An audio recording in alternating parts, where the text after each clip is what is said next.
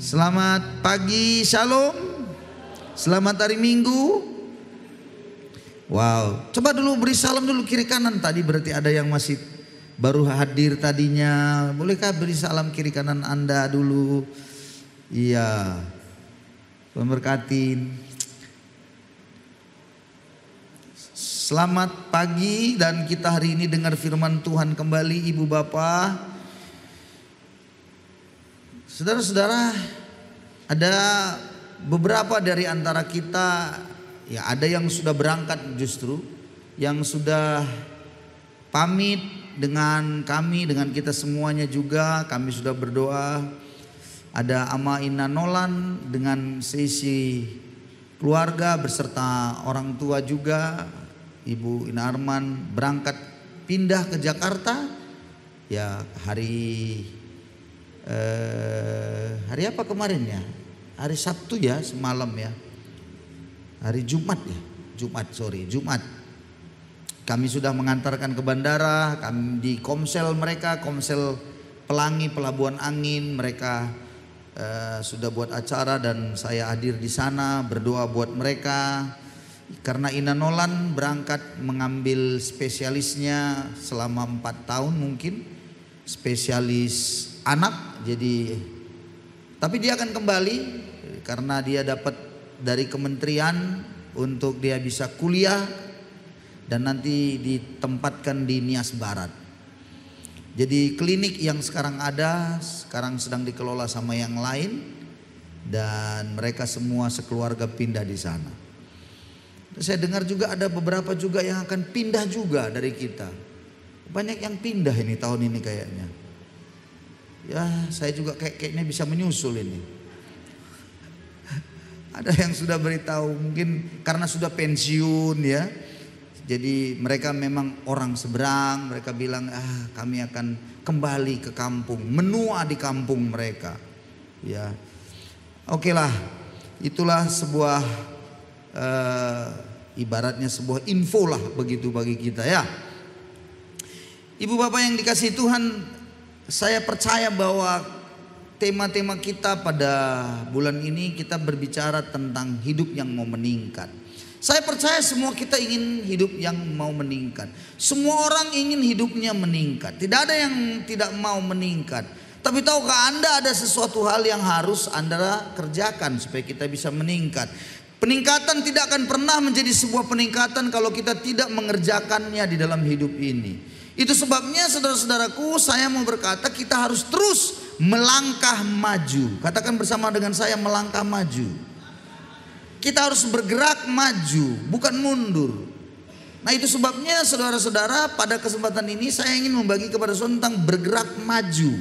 Bukan lagi kita selalu melihat ke belakang. Halo, menoleh melihat ke belakang. Karena kalau orang yang suka melihat ke belakang, dia tidak akan bisa menang dan sampai menjadi seorang pemenang. Perlombaan kalau kita lihat berlari, dia akan selalu fokus ke depan. Tidak ada lari itu dia selalu menoleh-noleh ke belakang.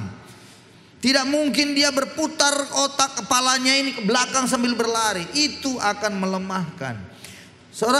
Saudaraku, ternyata seekor rusa larinya itu jauh lebih kencang daripada seekor harimau.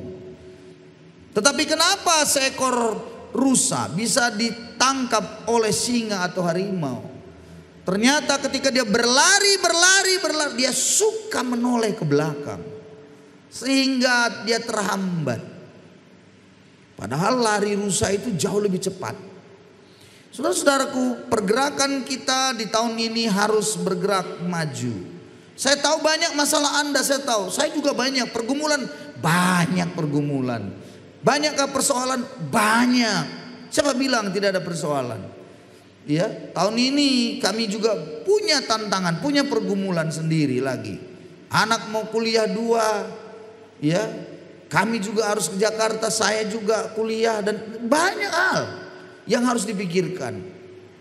Anak kami si Theo akan wisuda kalau Tuhan izinkan bulan 5. Bulan 3 akan meja hijau sidang dan semua itu merupakan sebuah tantangan tersendiri. Tapi dengar baik, kita tidak bisa berhenti. Karena ketika Anda berhenti, Anda sedang mundur.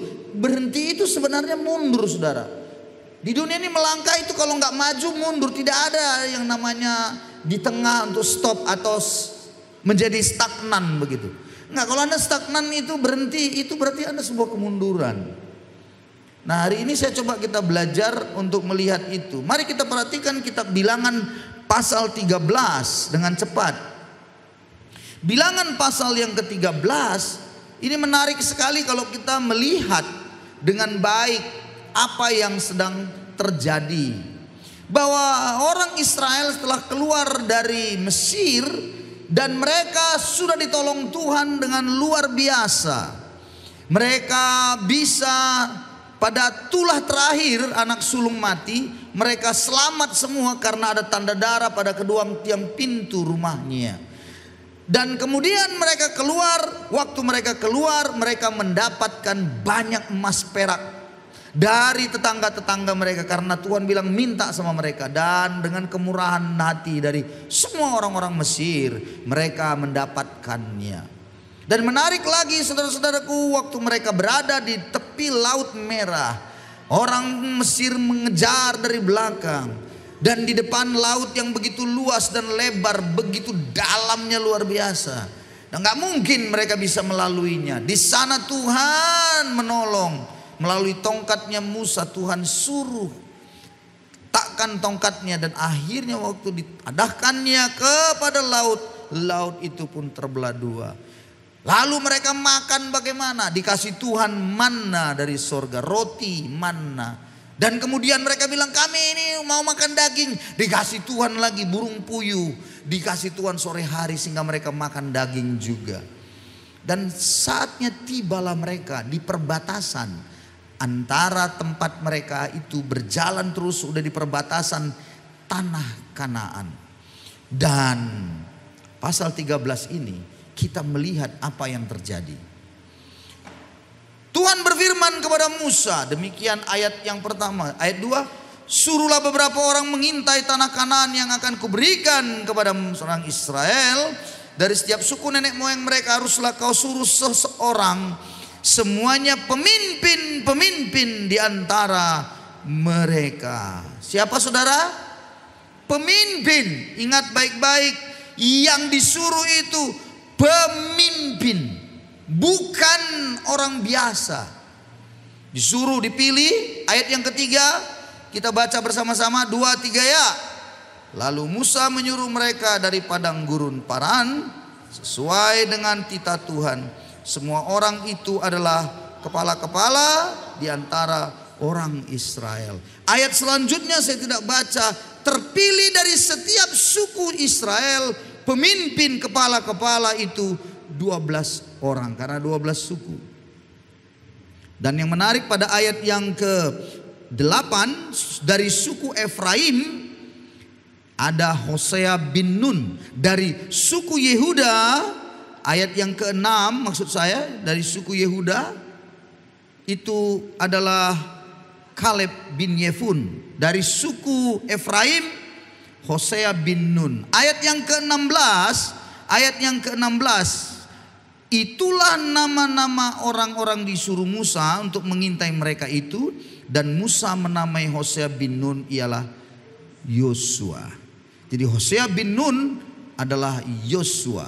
Yosua dan Kaleb bin Yefun, inilah yang kita lihat bagaimana mereka siap bergerak maju. Singkatnya, waktu mereka disuruh pergi dan kemudian disuruh Musa, bawalah sedikit hasil daripada tanah itu. Dan yang luar biasa, ayat yang ke-25, kita cepat. Ayat 25. Baca lagi, 2, 3 ya. Sesudah lewat 40 hari pulanglah mereka dari pengintaian negeri itu. Terus, dan langsung datang kepada Musa, Harun dan segenap umat Israel di Kades, di padang gurun Paran. Mereka membawa pula kabar kepada keduanya dan kepada segenap umat itu, dan memperlihatkan kepada sekaliannya hasil negeri itu. Luar biasa. Apa itu? 27. Mereka menceritakan kepadanya, mari baca sama-sama. Kami sudah masuk ke negeri kemana kau suruh kami, dan memang negeri itu berlimpah-limpah susu dan madunya, dan inilah hasilnya. Mereka bawa hasilnya. Wow. Mereka sudah di perbatasan, tinggal akan melangkah masuk ke tanah Kanaan. Dan kemudian disuruh Tuhan supaya mereka mengintai. Dan mereka 12 orang bukan orang biasa. 12 orang adalah pemimpin dari setiap suku. Tapi yang menariknya saudara-saudara, mereka sudah lihat bagaimana hasil daripada bumi itu berlimpah susu dan madu. Itulah tempat yang Tuhan janjikan bagi Abraham nenek moyang sampai keturunannya. Dan mereka ada di perbatasan akan melangkah masuk. Saudara-saudaraku, tinggal selangkah lagi. Saudaraku, yang terjadi ayat 28. Mari kita baca ayat 28. 2, 3 ya. Hanya bangsa yang diam di negeri itu kuat-kuat, dan kota-kotanya berkubu dan sangat besar. Juga keturunan Enak telah kami lihat di sana. Di sana, aduh, inilah yang terjadi pada kita di zaman sekarang. Apa itu? Kita rindu. Tahun depan kita rindu. 10 tahun lagi kita rindu. 5 tahun lagi mendapat berkat Tuhan. Dan kita harus melangkah, kita harus berjuang melangkah dan merebut tempat itu, merebut apa yang disebut tanah perjanjian kita. Bagian kita Tuhan sudah sediakan, ada di sana, tinggal kita harus melangkah maju. Tapi sayangnya saudara-saudara, ada orang yang tidak bisa melihat bagaimana itu bisa dicapai bersama Tuhan. Dengarkan saya baik-baik. Banyak orang tidak bisa melihat menggapai itu bersama Tuhan. Selalu ada kata ayat 28. Ayat 28 hanya. Tahu hanya. Hanya ini bahasa sekarang itu tafi. Nah itu tafi. Nah itu sama itu. Hanya. Tapi. Dengarkan saya. Kata tapi ini hanya ini. Satu kata kecil. Tapi dia sanggup menghambat Anda untuk maju. Ya iya. Acule. Ya iya. Sidu ya iya. Tapi. Nah, coba bayangkan lagi tapi. Bagale. Ya iya. Tapi. Ada cewek di sana. Lalu bagaimana? Mau kunikahkanlah anakku samanya. Baik sekali. Rajin. Hormat pada orang tua. Punya pendidikan juga, udah lengkap lah begitu. Ya sudah, apalagi? Itulah. Tapi, kan tapinya ini kan nggak jadi. Tahu saudara? Tapi kenapa? Nggak mau dia. Ya udah nggak jadi loh. Capek kau menjelaskan A sampai Z. Kalau dia tidak mau, ingat ya. Tapi gara-gara tapi ini nggak jadi semua. Saudara-saudara, berapa banyak kita rindu melangkah, rindu sekali melihat itu di depan. Udah mau kita tapi apa kata tapi? Kita bisa mendengar apa kata orang, membuat kita tidak jadi. Kita melihat kesulitan, membuat tidak jadi. Kita melihat betapa susahnya, bisa tidak jadi. Saudara-saudara, bisa kita runtuh, bisa imannya itu kayak diruntuhkan begitu. Stres bisa. Orang yang selalu saja melihat selalu masalah-masalah tidak akan pernah melihat melangkah maju. Katakan amin. Tapi justru orang yang melihat kesempatan di setiap masalah, dia akan bisa melangkah maju. Ada orang tidak punya apa-apa, oke. mau ditolongin. Oke. Dibilangin tuh. Ini kau kerjakan ini bisnis ini kecil. Kecil apalah. Nggak jadi. Enggak, coba mulai kerjakan gini-gini. Berat sekali ini, nggak jadi. Diberikan ini tempat untuk kita bisa kelola dengan baik gini-gini. Apa dibilangnya? Nggak pandai aku, nggak ada pengalamanku. Coba lagi, kalau nggak ternak ayam gini, bau. Semua samamu, nggak jadilah kau melangkah. Kenapa? Banyak kali alasanmu. Makanya kita nggak maju-maju. Susah kalau manusia seperti itu. Jadi saudaraku, tapi hanya itu penyakit.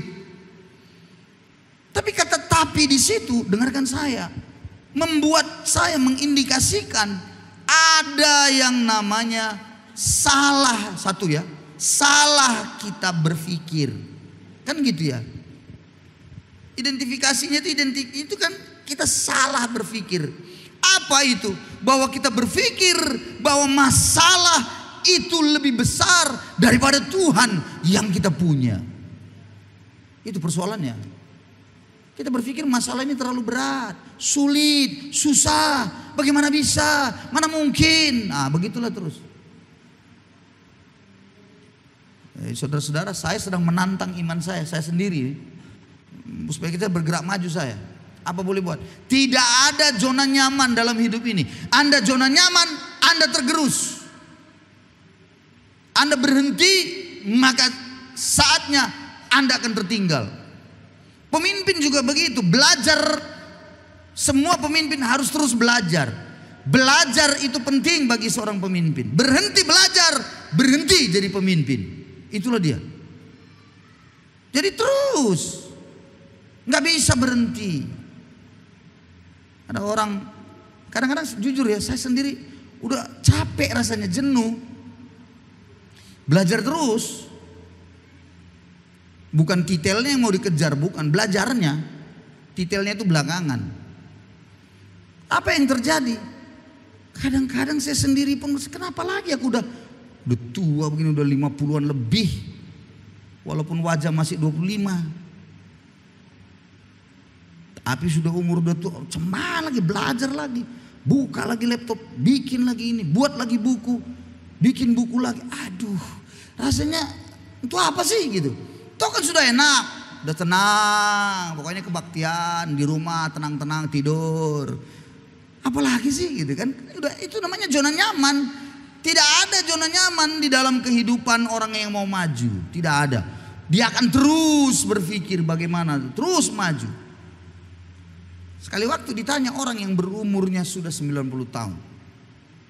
Ada seorang orang tua, ya dulu saya pernah cerita itu, di tebing. Umurnya udah 95 kalau tidak salah itu. Tapi masih segar. Dan yang paling uniknya, dia masih ingat dan tahu bahasa Inggrisnya, tahu tentang pergerakan politik dunia, apa yang terjadi dengan Amerika, bagaimana dia suka nonton, dia suka cerita. Asal saya ke sana dia suka cerita. Pertanyaannya, apa yang membuat umurnya itu begitu panjang? Ternyata dia tidak berhenti berpikir. Nah di sini kalau udah mulai berhenti berpikir, cepat mati kita. Ngerti maksudnya? Berarti adalah balik inilah hidupku. Soalnya cepat, tunggulah, matilah itu ntar lagi. Anda harus mulai menggerakkan ini pikiran bagaimana supaya maju ke depan. Bayangkan saya sedang menulis disertasi saya, sebentar lagi sempro. Udah pusing saya udah ini. Kenapa? Cemana ini? Profesor saya tak bisa dihubungi, susahnya minta ampun. Bagaimana ini? Minta tanda tangan ini susah sekali. Rasanya saya udah mau nyerah, udahlah. Itu apa sih? Tapi saya ingat lagi, kenapa saya harus ngambil kuliah belajar lagi? Jawabannya cuma satu, karena saya tahu ini umur kan makin naik, usia makin naik, tidak akan bisa saya segesit dulu lagi. Jadi bagaimana? Lebih baik ya sudah, saya akan bisa ngajar, saya bisa ngajar kuliah orang, bantuin anak-anak mahasiswa. Mungkin itu artinya nggak boleh berhenti, terus belajar lagi. Walaupun banyak yang dikerjain. Ya itulah hidup. Saya paksa lagi ibu gembala belajar lagi. Sampai dia bilang, ayah nggak ngerti aku gini-gini. Ya sudahlah, aku bantuin pun.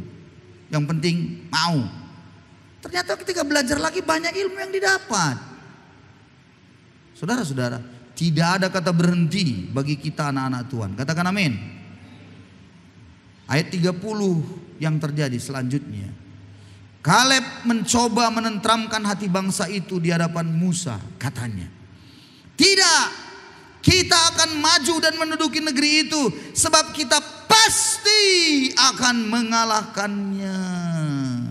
Kaleb bin Yefun, dia bilang kita akan maju, maksud kita bergerak maju. Mengapa? Karena kita pasti akan mengalahkannya. Wow. Keturunan orang enak, namanya juga enak, dimakan saja itu kita telan. Kalah itu nanti, pasti kita maju, kita duduki negeri itu. Hebat sekali. Tapi yang 10 orang lain dari 12.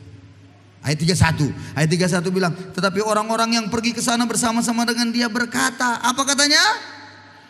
Kita tidak dapat maju menyerang bangsa itu karena mereka lebih kuat daripada kita. Halo, inilah mental manusia yang sebenarnya tidak punya sebuah peningkatan imannya. Bukankah Tuhan sudah menolong mereka di Laut Merah? Bukankah Tuhan sudah menolong mereka memberi makan mana? Bukankah Tuhan sudah menolong mereka memberikan burung puyuh, memberi mereka minum? Bukankah mereka sudah melihat kebesaran Tuhan? Tapi ternyata imannya tidak tumbuh. Dengarkan saya baik-baik. Gereja karismatik yang model-modelnya kita beginian, banyak jemaat yang menginginkan mukjizat-mukjizat, tumbang-tumbang rebah-rebah. Tapi saya beritahu pada Anda, itu tidak menjamin peningkatan imannya. Ingat baik-baik, mukjizat ternyata tidak menjamin Anda meningkat imannya. Halo, tidak. Iman itu memang dasar dari mana? Iman itu dari pengenalan akan Tuhan. Kalau Roma 10 ayat 17 bilang, iman timbul dari pendengaran akan firman. Firman Kristus, pendengaran akan firman Kristus, bukan pendengaran akan mukjizat. Halo? Halo? Bukan. Anda mau kejar mukjizat. Saya tidak katakan saya alergi mukjizat. Saya juga sangat merindukan ada mukjizat terjadi. Tapi ternyata tidak menjamin, saudara-saudara. Jadi yang menjamin itu adalah bagaimana kerinduannya akan Tuhan. Bagaimana dia memang memiliki sebuah fokus untuk mengasihi Tuhan dalam hidupnya. Kaleb bin Yefun berkata, kita akan maju. Tapi 10 orang lain lagi berkata, kita tidak dapat maju.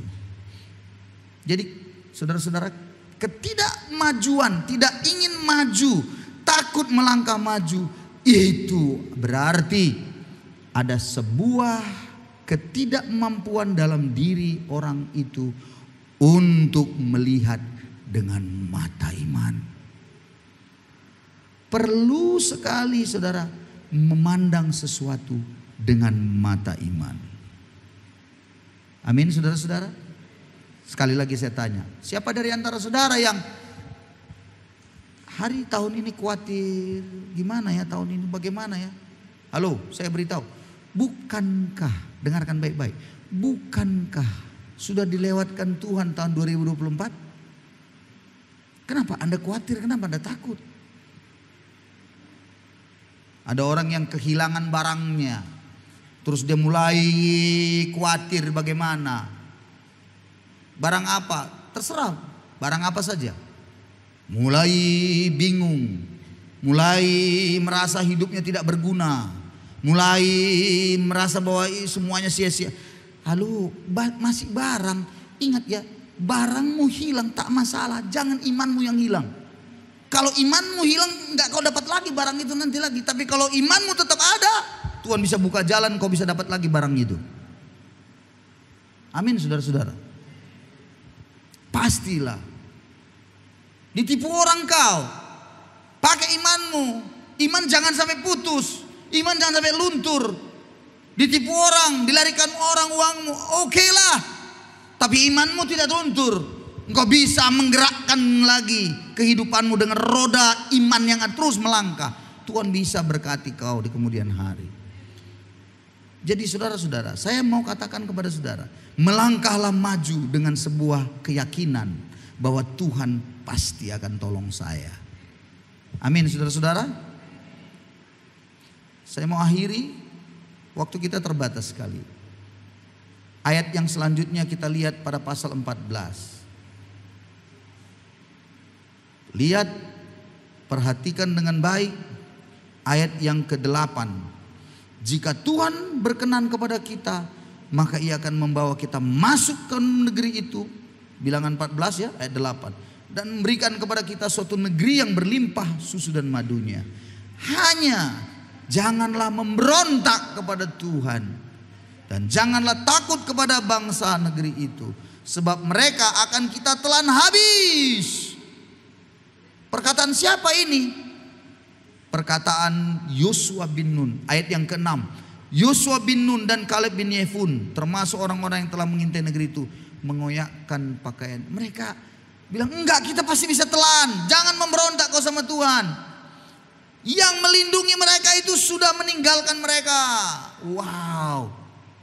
Tuhan menyertai kita. Jangan takut kepada mereka. Itu luar biasa. Perkataan Hosea bin Nun, yaitu Yosua dan Kaleb bin Yefun, itu begitu luar biasa, menggelegar. Tapi ternyata lebih kuat 10 orang. Karena 10 orang lebih banyak jumlahnya daripadanya 2 orang. Sehingga seluruh bangsa Israel berkata bahwa betul kita tidak bisa melangkah. Lalu mereka mulai marah-marah sama Musa. Mereka memberontak dengan Musa. Mereka bilang apa? Apa kau Musa? Kau biarkan supaya kami mati di padang gurun ini. Oh Tuhan, pemberontakan yang sungguh luar biasa. Akhirnya saudara-saudara, mereka pada akhirnya, bangsa itu disimpulkan dari semua ayatnya. Harusnya kitab Bilangan 14 ini berhenti di sini, mereka masuk kisah ayat-ayat di dalam Alkitab Perjanjian Lama, Bilangan ini, dan terus sampai Yosua itu bisa saja tidak ada.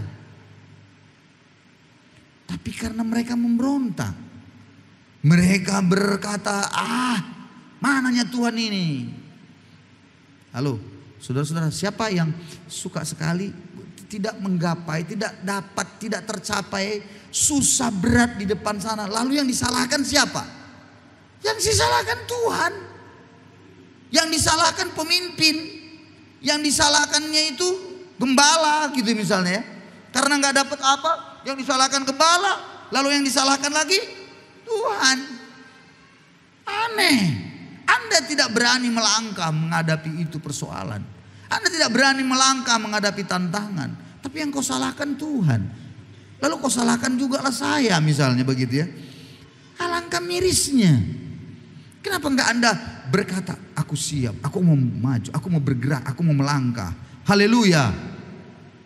Bersama Tuhan kita bisa.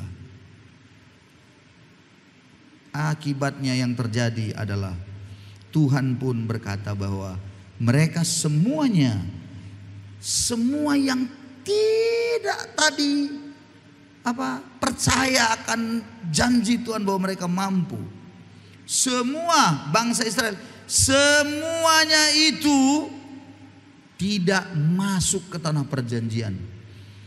Dan karena 40 hari mereka tadi memasuki dan berjalan mengelilingi tanah negeri itu, gara-gara mereka memberontak, Tuhan pun berkata, 40 tahunlah Aku akan buat bangsa ini berputar-putar di padang gurun. Padahal 40 hari udah sampai di situ. Tapi gara-gara memberontak, menyalahkan orang lain, menyalahkan pemimpinnya Musa, menyalahkan Tuhan, yang terjadi berputar-putar selama 40 tahun. Sampai akhirnya mereka mati semua. Yang lahirnya di Mesir semuanya mati di padang gurun. Jadi yang masuk ke tanah Kanaan hanyalah orang-orang yang lahirnya di padang gurun. Jadi anak-anak mereka yang lahirnya di padang gurun itulah yang masuk ke tanah Kanaan. Ditambah dengan siapa? Yosua dan Kaleb. Hanya itu, yang lainnya mati dibuat Tuhan. Jadi generasi yang barulah yang dimasukkan Tuhan di tanah perjanjian.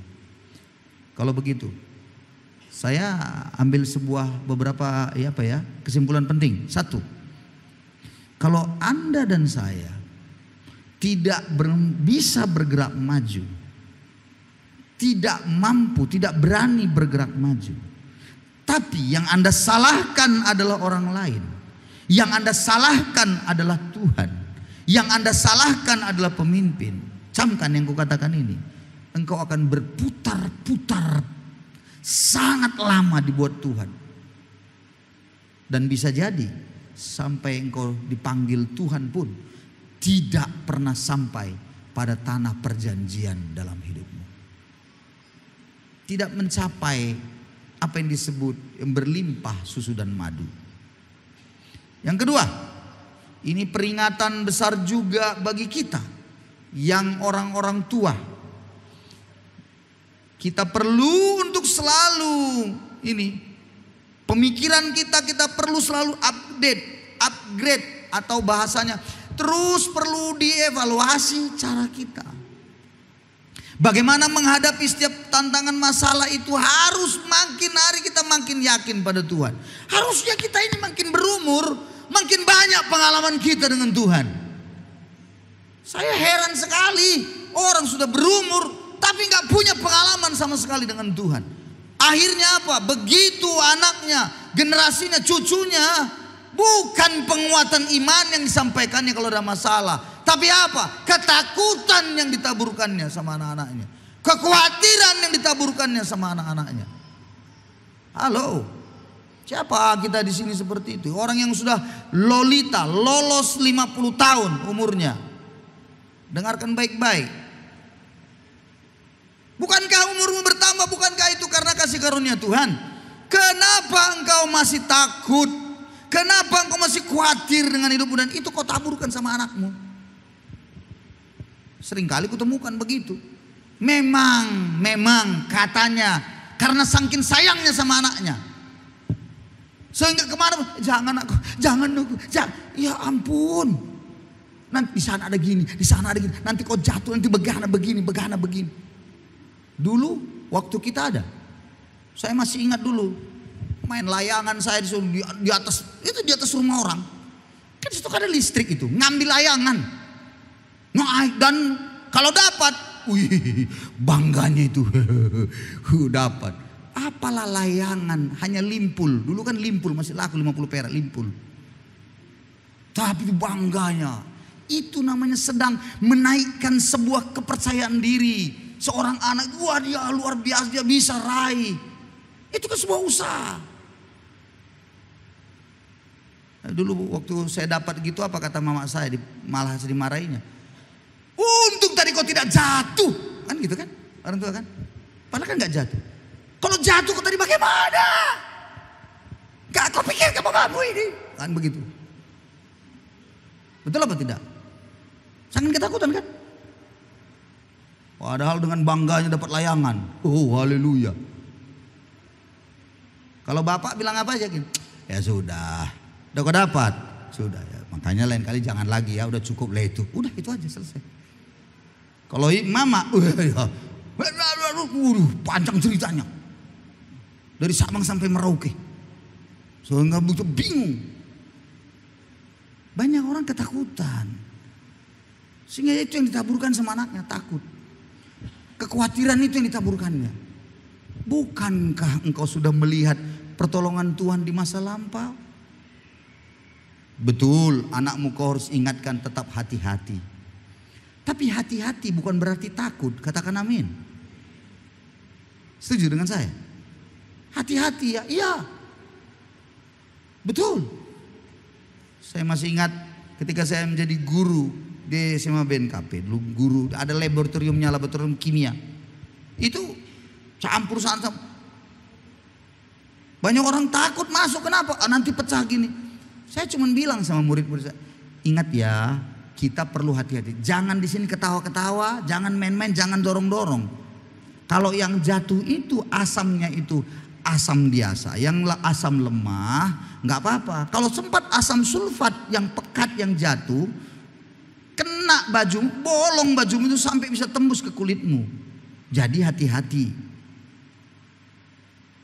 Ya udah, hati-hati bukan berarti takut. Kalau terus-menerus takut gak melangkah-melangkah. Bagi anak-anak yang masih punya anak kecil, umurnya 2 tahun, wah itu pasti yang laki-laki nih, gak bisa dipegang terus naik dia di jendela, betul kan? Ya, siapa yang punya anak itu pasti naik dia di jendela gitu. Apa kalau dia sampai di jendela, dia akan bilang apa? Hah? Dia bilang gini, hehe, mama, hehehe. Mama, aduh, mati, oh, lalu dimarah-marahi. Harusnya nggak begitu. Ternyata ilmunya nggak begitu. Wih, dipuji dia, hebat. Udah di atas anak mama, udah nunggu turun-turun, hebat kamu sini. Wih, turun, luar biasa kamu. Besok dia tidak akan naik lagi. Kenapa? Karena sudah dapat pujian pas di atas. Belum dapat pujian dia naik lagi itu. Saudara-saudaraku, bayangin itu. Kita sedang mengembangkan kepercayaan diri pada anak. Orang-orang yang punya anak pasti begitu. Jadi nggak usah terlalu ketakutan sekali. Mari kita melangkah tahun ini.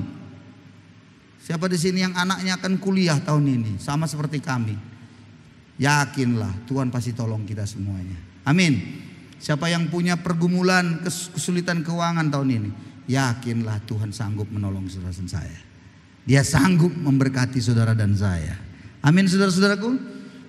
Demikian firman Tuhan untuk kita semua pada hari ini. Dan kalau Anda pulang hari ini, pulang dengan semangat baru. Jangan pulang sama, malah lebih parah lagi. Datang dengan penuh kesusahan. Tetapi hari ini Anda pulang, inilah orang yang lesu, makin bilang nggak mungkin. Apa yang disampaikan Pak Pendeta itu mana? Kan begitu kan? Bohong-bohong saja itu. Itu gitu, jangan gitu. Anda harus taruh dalam diri Anda, yes, tahun ini aku akan raih lebih luar biasa. Aku akan bergerak maju. Berikan tepuk tangan pada Yesus kita yang luar biasa. Mari semua para pelayan musik kita datang pada Tuhan.